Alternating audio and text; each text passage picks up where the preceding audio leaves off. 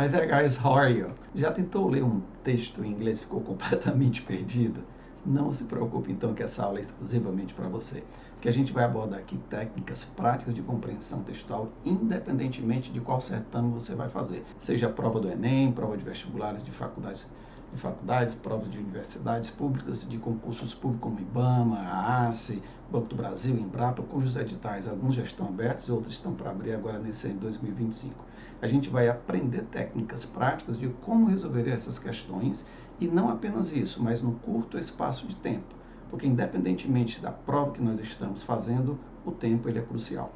Então, antes da gente começar, pega papel, pega caneta e já ajuda aí a fortalecer o canal. Porque a única coisa que eu te peço em troca por essa aula é que você curta, é que você verifique se está inscrito, se não se inscreva e compartilha se você tem algum amigo que vai fazer alguma prova, seja de concurso público ou seja do vestibular, tá certo? Isso é uma forma de ajudar, de fortalecer e também de incentivar para que eu continue fazendo esse trabalho para você, levando gratuitamente esse conteúdo para vocês, tá bom? Então vamos lá. Essa prova que nós vamos analisar é a prova do Banco do Brasil de 2021, que a banca foi a SES Gran Rio.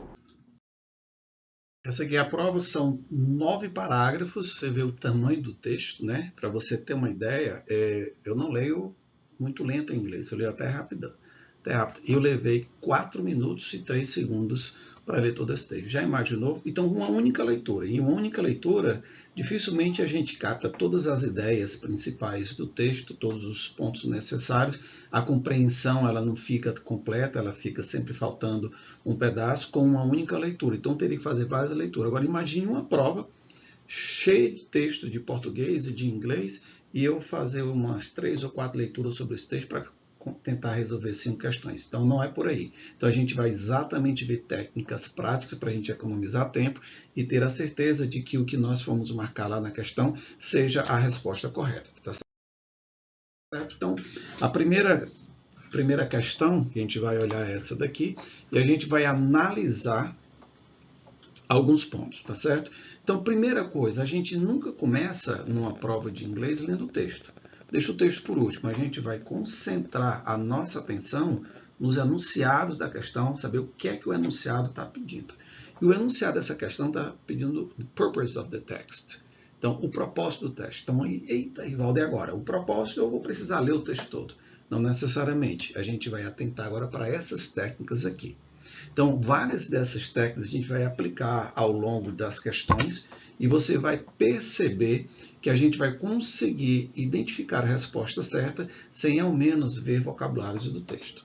Então, alguns textos eles trazem títulos, outros não. Esse daqui a gente analisa e vê. Tem título? Tem. Revolution Accelerated. Tem subtítulo? Tem. How Digital Transformation is Shaping the Future of Banking. E por que isso é importante? Porque título e subtítulo nos trazem a ideia principal do texto. Os textos que não têm título e subtítulo, aí a gente vai para as primeiras frases. Parágrafo primeiro normalmente já traz a ideia principal ali do texto. E as primeiras sentenças, as primeiras frases de cada parágrafo. Então vamos analisar isso daqui. Depois disso a gente faz aquilo que é chamado de scanning e de skimming, que você com certeza já ouviu falar. Mas eu não vou entrar em explicações técnicas, que exatamente não é o princípio disso daqui e nem vai ser útil. O que você precisa saber é que o scanning ele vai procurar informações específicas, o skimming, uma visão geral do assunto. Isso a gente vai ver na análise do enunciado de cada questão, tá certo? Então, vamos lá. O propósito do texto é qual? A gente olha para a gente não poder, não precisar, melhor dizendo, ler todo o texto e focando e lembrando que a ideia principal encontra-se no título e no subtítulo, caso haja, e no primeiro parágrafo, então a gente vai procurar dentre os itens para a gente marcar as correlações de palavras. Então, quantas dessas palavras eu encontro no item que estão presentes no título ou no subtítulo ou no primeiro parágrafo. E aí eu tenho Digital Information, eu tenho tanto no subtítulo quanto no enunciado da alternativa D de dado.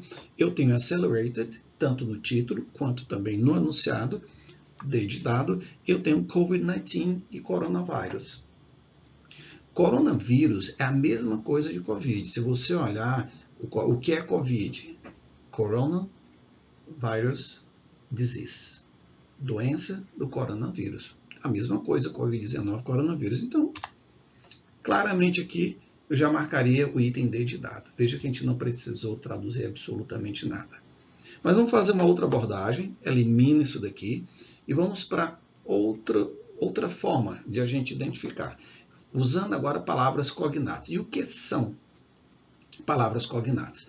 Essa palavra cognata ela vem do latim cognatus. Ela é a união de duas palavras, co, que significa a mesma, e natus, origem, nascimento. Daí a palavra natal, aniversário natalício, que é o surgimento, que é a origem, o nascimento. Então são palavras que têm a mesma origem. E você talvez questione, mas Evaldo, o inglês não é anglo-saxônico? Sim, mas na época da formação, da invasão ali da Bretanha, daquele território, a formação da língua inglesa sofreu também influência do latim, que era uma língua viva naquela época. Então tem muitas palavras do latim que estão presentes no inglês. E como a gente é filho do latim, a gente consegue identificar essas palavras facilmente. Nem todas são aquilo que parecem, porque existem aquelas palavras chamadas de false cognates, ou palavras falsas cognatas, e carinhosamente chamadas em inglês de false friends, amigos falsos, né? Parece, mas não é. Mas é uma lista pequena. A maioria das palavras que nos parecem com as palavras do português, elas são de fato o mesmo significado. E eu vou descarregar lá todas as palavras aqui, tanto do título, do subtítulo, quanto do primeiro parágrafo, para você ver quantas palavras nós temos aqui que são parecidas com português. Aí vou dar mais uma dica. Deixa eu usar aqui. Tá, vamos ver se eu consigo. Pronto. Ó, deixa eu só pegar aqui o ponteiro. Estou aprendendo a utilizar aqui esse mouse ótico aqui. Não tenho muita prática, mas vamos lá. Vai dar certo. Então, se você olhar, ó, o sufixo dessa palavra revolution é chan. Quando a gente vê esse sufixo aqui, é só substituir por são. Cedilha, a, tio, o. Então, tem, ó, revolu, tiro chan, bota são, revolução. Praticamente português. Quem assistiu a minha aula sobre o simple past, passado simples, viu que os verbos regulares formam o seu passado e seu participo passado acrescentando isso aqui é D. Normalmente é o ado. Então aqui, ó, acelerado. Digital, mesma coisa. Transformation, olha novamente o sufixo aqui, chan. Tira e substitui por são. Transformação. Futuro, praticamente português. Palavra banco e banking, elas são muito parecidas, né? Refere-se a banco. Responde. Um precedente. Se você vir, ó, esse prefixo an, o N em inglês, ele é negativo, esse prefixo. Então, seria sem precedente. Aí eu tenho humano, eu tenho econômico, eu tenho impacto e tenho Covid. Então, aqui está repleto de palavras cognatas verdadeiras que me ajudam na compreensão do texto. E, juntando essas palavras cognatas, eu ainda tenho o meu próprio vocabulário. Talvez você diga, ah, Ivaldo, mas eu não sei nada de inglês, sabe? Você sabe muito mais do que você pensa que sabe. Porque hoje em dia, principalmente se você entra na internet, a gente é bombardeado por várias palavras em inglês. Além do que, nós estudamos também, acho que desde a quinta série, mais ou menos, tem inglês. Então, a gente sempre acaba aprendendo aqui uma palavra ou outra. Então, vamos lá. Palavras que nós sabemos, que são comuns. Ó, how. Então, aqui significa o quê? Como. Olha o verbo to be, que é ou estar, dependendo do sujeito. A conjugação pode ser ser, pode ser estar. A gente tem uma aula também de verbo to be no canal. Se você ainda não tem certeza sobre como reconhecer e as variações do verbo to be, vai lá e assiste, tá certo? Preposição of, que significa de, do, da, dependendo do que vem depois. Like. Like a gente tem como verbo, né, que é o verbo gostar. Normalmente aqui no início da frase ele é um advérbio, que significa como, que é parecido com how. O all significa tudo, todo. Aí, Ivaldo, eu não sei o que é besta. Vamos riscar então, não interessa. Não sei, deixa aí para lá. Aqui você sabe, isso aqui é o verbo ter. Aqui também é o verbo ter, conjugado no particípio passado. Então, a gente teve uma aula também, tem uma aula no canal do Present Perfect Tense, que fala como usar o presente perfeito, que é o auxiliar to have, mas o verbo principal no particípio passado aqui é tem tido, bancos têm tido um tempo verbal específico. Não sei o que é to act, pode riscar, não tem problema. Fast é rápido, aquele filme Fast and Furious, Velozes e Furiosos, todo mundo viu, mesmo que não tenha assistido, mas já ouviu falar. Então a palavra fast é uma palavra também comum do nosso vocabulário de dia a dia. Preposição to, pode ser para ou pode ser a, tá aqui ela novamente, o para ou o a. E eu tenho um artigo definido, o ou a, dependendo do que vem na frente. Então, se eu tenho a mais o, ao. Preposição. Conjunção aditiva e. E, novamente, a preposição de, do ou da. Aqui, como é Covid, vai ser da. Então, se a gente for ler esse texto em português aqui, ele está em português esse texto. Juntando as palavras cognatas e juntando o nosso vocabulário básico. Duas palavras a menos que nós não conhecemos aqui, business e to act, você vai observar que quando a gente lê tudo, não vai fazer impacto nenhum, porque essa mesma coisa acontece em português. Tenho certeza que você lendo José de Alencar, Machado de Assis, Victor Hugo, Dostoiévski, qualquer romance que você tenha lido desses autores, houve ali muitas palavras em português que você não sabia o significado, não pegou um dicionário para verificar e nem por isso deixou de entender a história, deixou de entender o contexto, deixou de apreciar o livro. Então a mesma coisa acontece, não vamos nos apegar a uma tradução de palavra por palavra, porque não há necessidade mesmo, porque nem em português a gente faz isso. A gente consegue entender uma frase escapando o significado de uma ou duas palavras, da mesma forma aqui. Então, quando a gente vê o texto, a gente observa que ela aponta também para a alternativa de dado a resposta. Ok? A questão 2 do texto, ela é mais simples e ela vai ser bem mais rápida. Vamos analisar, fazer o scanning, vamos fazer o skimming, mas de uma forma bem rápida, porque a gente vai olhar o quê? O enunciado da questão. E o que é que o enunciado da questão pede? Pede um foco no segundo parágrafo. Se ele está perguntando sobre o segundo parágrafo, não há a menor necessidade de eu ler o restante do texto, o texto todo, porque a resposta vai se encontrar no segundo parágrafo. E o que é que ele quer no segundo parágrafo? Que é isso aqui, ó, número. E se você olhar para as alternativas, só tem número nas alternativas. 1, 2, 3, 4, 5, cardinais. Somente isso. Então, o que é que eu vou fazer? Eu vou olhar para o texto e procurar. Eu não tenho o número 1, mas eu tenho a palavra first. Aí eu preciso saber que 1 referente a first, porque first é o ordinal do número 1. Depois, eu tenho second, o ordinal do número 2. E depois eu tenho final. E agora? Ora, eu estou fazendo uma sequência de fatos. Eu tenho o primeiro, eu tenho o segundo, eu tenho o finalmente. Esse finalmente é o quê? O terceiro. Então, se é o terceiro... sim. Então, ficou muito mais simples. Essa questão aqui em 30 segundos. Daria para a gente resolver indo logo direto ao raciocínio prático. É aqui porque a gente está discutindo passo a passo o raciocínio. Mas no raciocínio prático, isso aqui em menos de 30 segundos, essa questão estaria resolvida. Ok? Vamos para a próxima. A terceira questão, foram 5 questões nessa prova. O skinny e o scheme. E vamos ver o que é que o enunciado está querendo. O enunciado está querendo foco onde? No parágrafo 6. Mais uma vez lembrando, se é o parágrafo 6 que a questão está focando, não há necessidade de ler o texto todo. Perceba que até o momento a gente não precisou ler o texto inteiro. A gente foi direto, escaneando, pelando, como diz o skimming, o texto, para ver o que é que cada questão pede. Então, na questão 6, o que é que ele está pedindo? Ele está pedindo o pronome they. Esse pronome they que ele pede sobre o tema anterior, olha para cá, ó, o item 7. Que técnica é essa? Que tipo de questão é essa? Coesão por referência. Praticamente todas as provas de interpretação de texto de inglês instrumental têm uma questão de coesão por referência. O termo tal, he, na linha tal, refere-se a que termo? O termo she, na linha tal, refere-se a que termo? Quando ele pede refere-se a qual termo? E aqui o termo que ele está usando é o they, está usando 2 vezes, ó. está usando aqui 2 vezes. Deixa eu abrir um parêntese aqui para dar algo mais ainda para você. Ó, twice significa 2 vezes, né? Uma vez é o once, 2 vezes é o twice e 3 vezes thrice. Thrice significa 3 vezes.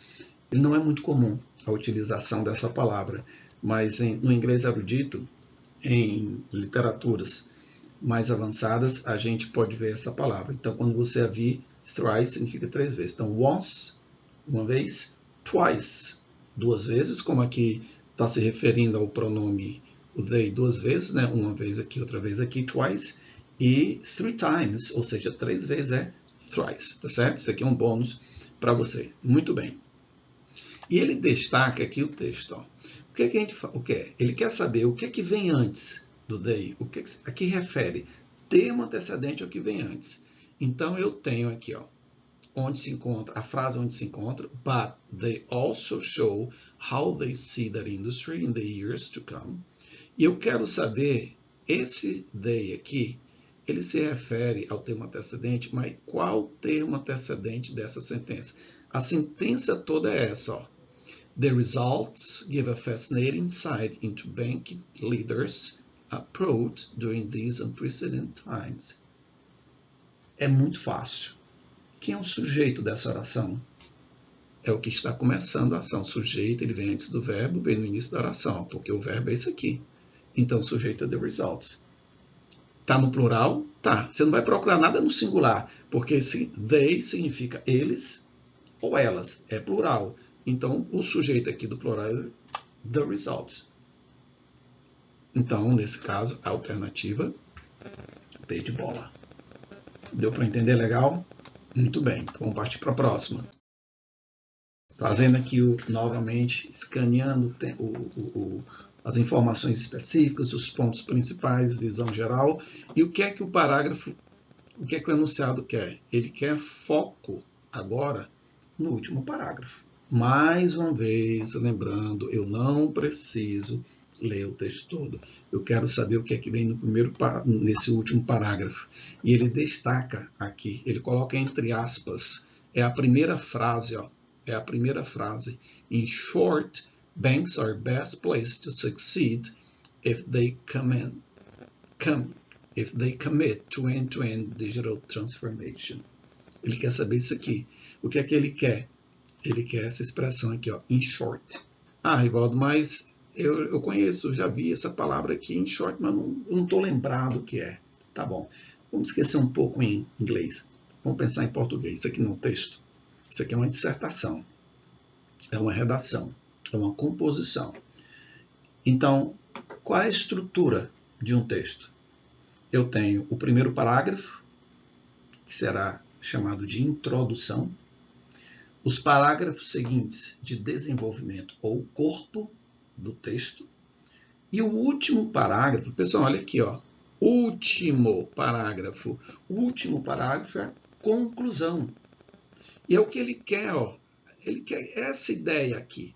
Ele quer isso. A ideia de causa, de adição, de ênfase, de sequência de tempo ou de conclusão. Não precisa saber que short significa curto ou resumo. In short, em resumo. Basta saber se aqui é o último parágrafo. Se é o último parágrafo, é claro que isso aqui é conclusão. Se transformou praticamente numa prova de português. E você saber a estrutura de uma redação. A última questão, analisando novamente aqui, fazendo os esquemas skinny, a gente vai olhar para o enunciado. E no enunciado, mais uma vez agora, chama atenção só para o último parágrafo. Mais uma vez, a gente vai analisar somente o último parágrafo. E o que é que ele quer desse último parágrafo que ele destacou? Agora é a última sentença. A questão anterior era a primeira lá em short. A segunda agora começa aqui, ó. Por by embracing modern banking technology, banks can support their customers today, create new value for the future, and drive new levels of future growth. E o que é que ele quer? Olha agora isso aqui, ó. Correlação de palavras com o título. Eu fiquei sem pista aqui, então ele quer, né, inferência. Ele não quer que... O que é que infere? O que é que quer dizer? Então, vou ver se tem a mesma coisa que eu fiz lá na primeira questão, vou fazer aqui.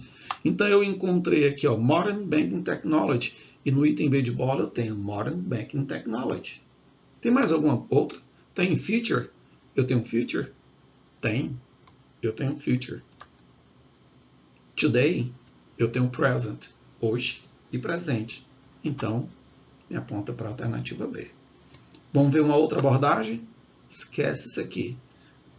Qual é a frase, qual é a sentença do último parágrafo que ele está destacando? Não é esse aqui? Eu vou ler para você, mas a gente não vai traduzir, não. Eu quero só que você veja um ponto bem importante aqui. Ó.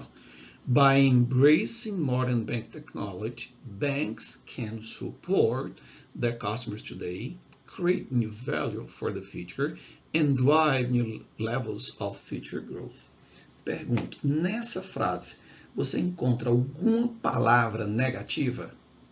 Porque se a gente olhar os enunciados, ó, do item A, eu tenho uma palavra negativa, cannot. No item C, eu tenho uma palavra negativa, frustrar. No item D, eu tenho uma palavra negativa, will not. No item E, are not. Todas negativas. A única que é positiva é B de bola. Mais uma vez, a gente viu aqui que com a aplicação de técnicas práticas como essa, pessoal, a gente consegue resolver uma questão de inglês. Muito bem, pessoal. Espero que vocês tenham gostado das dicas de hoje, mas não para por aí não, tá certo? Coloque no teu comentário se você deseja que eu continue colocando textos para você aprender novas técnicas, para praticar. Qual o certame que você gostaria de ver um texto aqui da ACE, do IBAMA, da Embrapa, ou qualquer outro concurso que você vá fazer e tem interesse? Você pode juntar uns colegas, uma galerinha, e aí colocar no comentário e a gente pode formar uma aula ao vivo, uma live, fazer uma live para analisar a prova. Aí vocês terão a oportunidade de fazer perguntas ao vivo e tirar as suas dúvidas ali na mesma hora, tá certo? Então, mais uma vez, eu peço que você ajude a fortalecer o canal. Uma das formas que dá incentivo para que eu continue gravando essas aulas é exatamente a sua curtida, os seus comentários, a sua inscrição, o seu compartilhamento. Assim, o YouTube ele vai entender que essas aulas de fato têm importância e estão ajudando as pessoas, ok? Nos vemos na próxima aula, então. See you there, guys. Bye, bye.